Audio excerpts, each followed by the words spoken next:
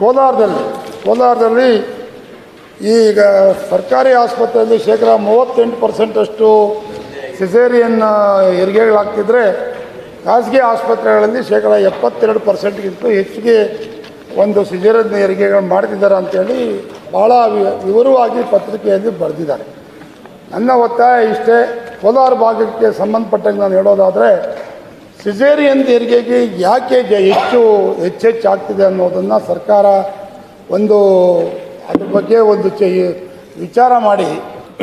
ಗೋವಿಂದರಾಜು ಸಭಾಪತಿಗಳೇ, ನನ್ನ ಚುಕ್ಕೆ ಗುರುತಿನ ಪ್ರಶ್ನೆ 60 ಸಾಮಾನ್ಯ ಆರೋಗ್ಯ ಮತ್ತು ಕುಟುಂಬ ಕಲ್ಯಾಣ ಸಚಿವರು ಜಾರ್ಜ್ ಅವ್ರನ್ನ ಅನ್ಕೊಂಡಿದ್ದೆ. ಮಾನ್ಯ ಸಭಾಪತಿಗಳಿಗೆ ಉತ್ತರವನ್ನು ಒದಗಿಸಲಾಗಿದೆ. ಸಭಾಪತಿಗಳೇ, ನನ್ನ ನೇರವಾಗಿ ಪ್ರಶ್ನೆ ಆರೋಗ್ಯ ಸಚಿವರಿಗೆ ಇಷ್ಟೇ. ಇತ್ತೀಚೆಗೆ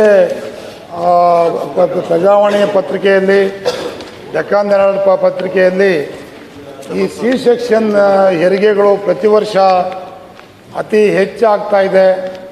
ಈ ಖಾಸಗಿ ಆಸ್ಪತ್ರೆಗಳಂತೂ ಶೇಕಡ 70ಕ್ಕೂ ಹೆಚ್ಚು ಸಿ ಸೆಕ್ಷನ್ ಅಂದರೆ ಸಿಸೇರಿಯನ್ ಹೆರಿಗೆಗಳು ಜಾಸ್ತಿ ಆಗ್ತಾ ಇದೆ.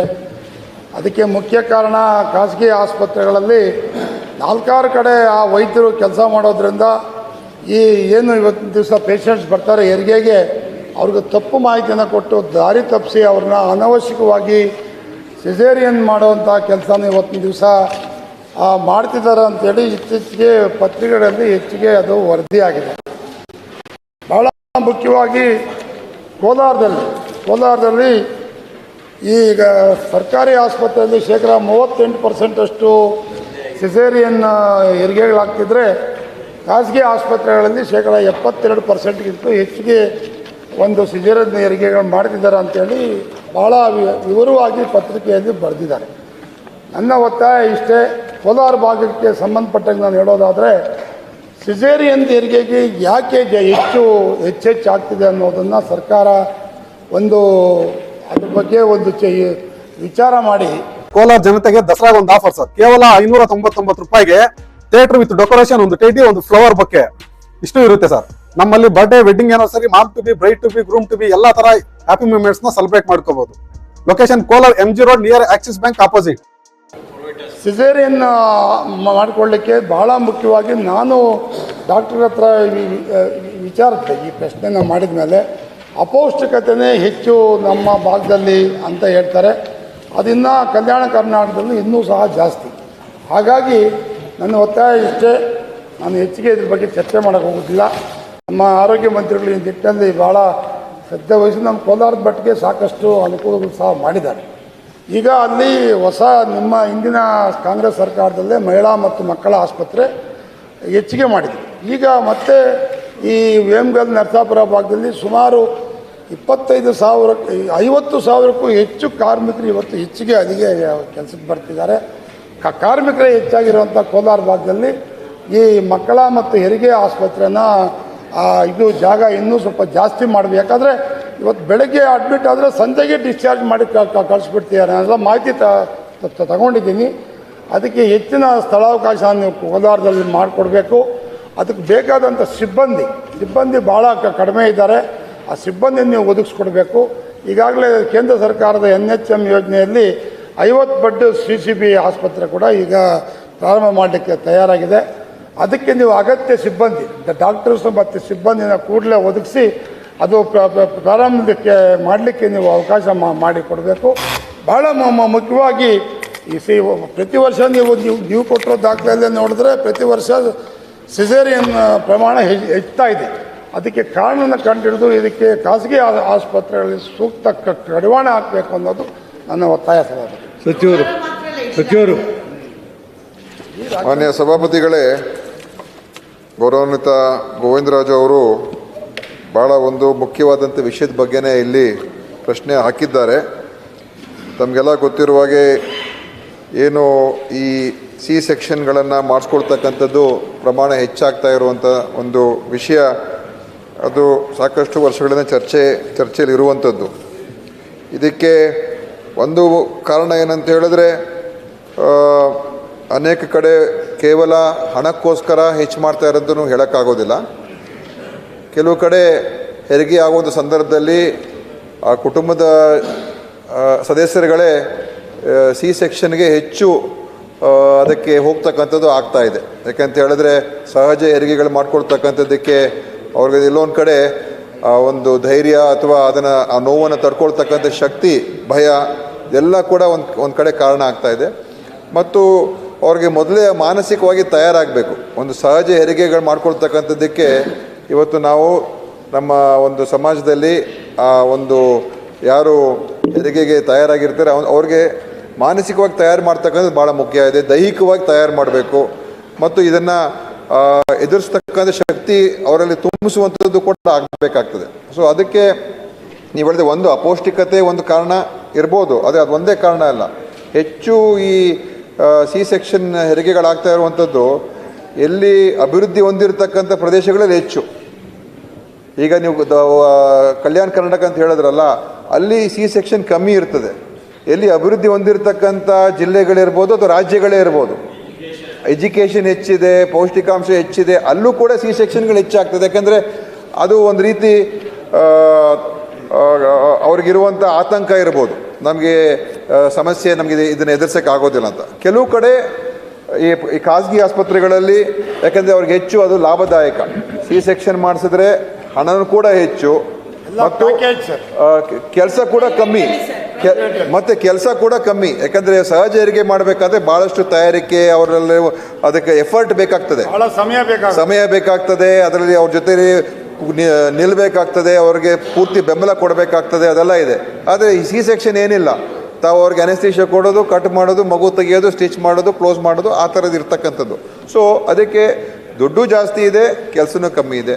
ಆದ್ದರಿಂದ ಅದು ಒಂದು ಕಾರಣ ಇದೆ. ನಾನು ಈಗಾಗಲೇ ತುಮಕೂರು ಜಿಲ್ಲೆಯಲ್ಲಿ ಒಂದು ಆಡಿಟ್ ಮಾಡಿಸಿದ್ದೀನಿ. ಎಲ್ಲ ಈ ಸಿ ಸೆಕ್ಷನ್ಗಳಾಗ್ತಾ ಇರ್ತಕ್ಕಂಥದ್ದಕ್ಕೆ ಒಂದು ಆಡಿಟ್ ಮಾಡಿಸಿದ್ದೀನಿ. ಯಾವ ಕಾರಣಕ್ಕೋಸ್ಕರ ಆಗ್ತಾ ಇದೆ, ಏನು ಖಾಸಗಿಯಲ್ಲಿ ಯಾವ ಕಾರಣಕ್ಕೋಸ್ಕರ ಮಾಡ್ತಾ ಇದ್ದಾರೆ. ಕೆಲವು ಆಸ್ಪತ್ರೆಗಳಲ್ಲಿ 75%, 80%ವರೆಗೂ ಈ ಸಿ ಸೆಕ್ಷನ್ ಹೆರಿಗೆಗಳು ಮಾಡ್ತಾರೆ. ಯಾಕೆ ಮಾಡ್ತಾ ಇದ್ದಾರೆ ಅಷ್ಟು? ಸೊ ಅಲ್ಲಿ ಏನಾದರೂ ನಾವು ಕ್ರಮ ತೊಗೊಳ್ಬೋದಾ, ಇದ್ರ ಬಗ್ಗೆನೂ ಕೂಡ ನಾವೊಂದು ಆಡಿಟ್ ರಿಪೋರ್ಟನ್ನು ನಮ್ಮ ಕೈಗೆ ಈಗ ಬಂದಿದೆ. ಸೊ ಮುಂದೆ ಏನು ಕ್ರಮ ತೊಗೊಳ್ಬೇಕು, ಯಾಕಂದರೆ ಇದೆಲ್ಲ ಸೂಕ್ಷ್ಮವಾದ ವಿಷಯಗಳು. ನಾವು ಯಾರನ್ನು ಕೂಡ ಸಿ ಸೆಕ್ಷನ್ ಮಾಡ್ಕೋಬೇಡಿ ಅಂತ ಹೇಳಕ್ಕೆ ಬರೋದಿಲ್ಲ, ಯಾಕಂದರೆ ಅವರ ವೈಯಕ್ತಿಕ ತೀರ್ಮಾನ. ಮತ್ತು ನಮ್ಮ ವಲಯದಲ್ಲಿ, ಸರ್ಕಾರಿ ವಲಯದಲ್ಲಿ ನಾವು ನಮ್ಮ ಒಂದು ವ್ಯವಸ್ಥೆಯಲ್ಲಿ ನಮ್ಮ ವೈದ್ಯರಿಗೆ ಮತ್ತು ನಮ್ಮ ಸಿಬ್ಬಂದಿಯವರಿಗೆ ಯಾರು ಈ ಬಾಣಂತಿಯರು ಇರ್ತಾರೆ ಮತ್ತು ಈ ಗರ್ಭಧಾರಣೆಗೆ ತಯಾರಾಗಿರ್ತಾರೆ, ಅವರಿಗೆ ನಾವು ಸ್ವಲ್ಪ ಎಜುಕೇಟ್ ಮಾಡಬೇಕು. ಎಜುಕೇಟ್ ಮಾಡ್ತಕ್ಕಂಥ ಪ್ರಕ್ರಿಯೆ ಕೂಡ ನಾವೀಗ ಒಂದು ಅದರ ಬಗ್ಗೆನೂ ಕ್ರಮ ತೊಗೊಳ್ತಾ ಇದ್ದೀವಿ ಮಾನ್ಯ ಸಭಾಪತಿಗಳೇ. ಇಷ್ಟು ಹೇಳ್ಬೋದು.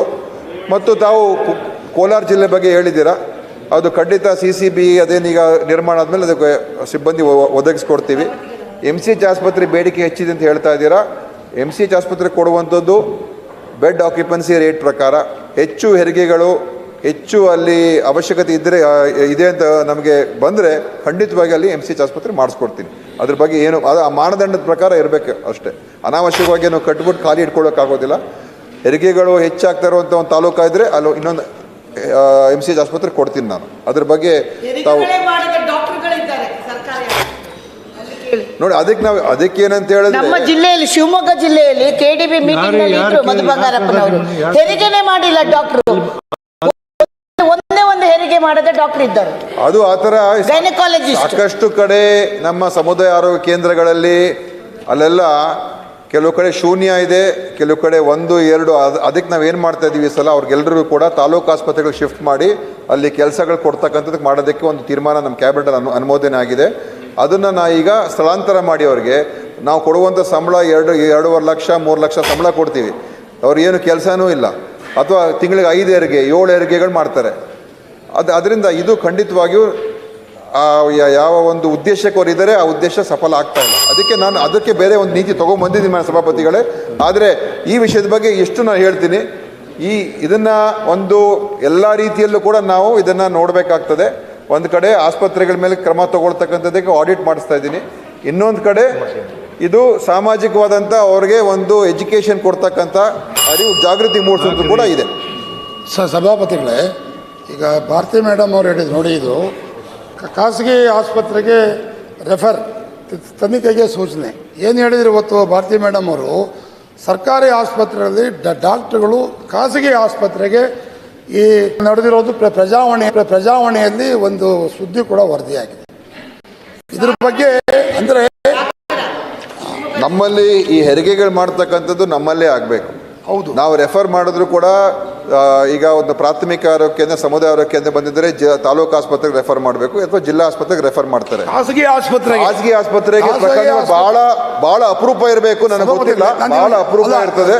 ನಮ್ಮಿಂದ ಖಾಸಗಿ ಆಸ್ಪತ್ರೆಗೆ ಹೆರಿಗೆಗೋಸ್ಕರ ರೆಫರ್ ಮಾಡೋದು ಬಹಳ ಅಪರೂಪ. ನೋಡಿ ಈಗ ಏನಾಗಿದೆ ಸಭಾಪತಿಗಳೇ, ಅದು ಆ ವಿಚಾರ ಬೇರೆ. ಸಭಾಪತಿಗಳು ಕೊಡ್ತಾ ಇರೋದು ನಾನು ಅಲ್ಲ, ಖಾಸಗಿ ಆಸ್ಪತ್ರೆಗೆ ರೆಫರ್ ಆಗುವಂಥದ್ದು ಬಹಳ ಅಪರೂಪ ಇರ್ತದೆ. ಇಲ್ಲ ನಮ್ಮ ವ್ಯವಸ್ಥೆಯಲ್ಲಿ ಯಾರಿದ್ದಾರೆ ಅವ್ರು ನಮ್ಮಲ್ಲೇ ಹೆರಿಗೆ ಆಗಬೇಕು. ಸಭಾಪತಿಗಳೇ, ಈ ಸರ್ಕಾರಿ ಆಸ್ಪತ್ರೆಯಲ್ಲಿ ಕೆಲಸ ಮಾಡೋ ಡಾಕ್ಟರ್ಸೇನೆ ಖಾಸಗಿ ಆಸ್ಪತ್ರೆಯಲ್ಲಿ ಸಹ ಕೆಲಸ ಮಾಡ್ತಾರೆ ಸಾಕಷ್ಟು ಕಡೆ.